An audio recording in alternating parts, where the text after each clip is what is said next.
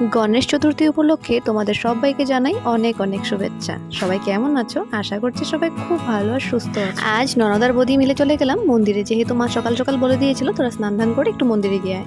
আর আজ তারই একটি মিনি ব্লগ তোমাদের সাথে শেয়ার করছি। প্রথমে আমরা কিন্তু গেছিলাম কালী বাড়িতে, যেহেতু মন্দিরের প্রথম ঢুকতে কালী মন্দির রয়েছে। আমরা প্রথমে কালী মন্দিরে ধূপকাঠি মোমবাতি দিয়ে তার সাইডে রয়েছে কিন্তু শিব মন্দির আর হনুমানজির মন্দির। আর এই মন্দিরগুলো কিন্তু এরকম ছিল না, নতুন বানানো হয়েছে, খুব সুন্দর হয়েছে।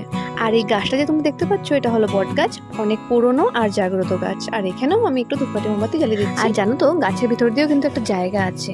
আর গাছটা দেখো কত বিশাল গাছ। আর আমাদের এই কালীবাড়িটা কিন্তু অনেক জাগ্রত, অনেক পুরনো মন্দির। আর একটা কথা বলো তো, কার কার আমার মতো মন্দিরে গেলে আসতে ইচ্ছে হয় না? আমার তো ঠিক আসতে ইচ্ছে হয় না, খুব ভালো লাগে, খুব শান্তি লাগে, মনে হয় কিছুক্ষণ ওখানে বসে থাকি। সুন্দর করে সব মন্দিরে পুজো দেওয়া হয়ে গেলে তারপর চলে গেলাম আমরা বাড়িতে। না, প্রথমে বাড়িতে যাইনি, প্রথমে গেছি সিঙ্গারা নিতে। সিঙ্গারা নিয়ে বাড়ি গিয়ে চা দিয়ে জমিয়ে খেয়েছি। তাহলে চলো বন্ধু, টাটা।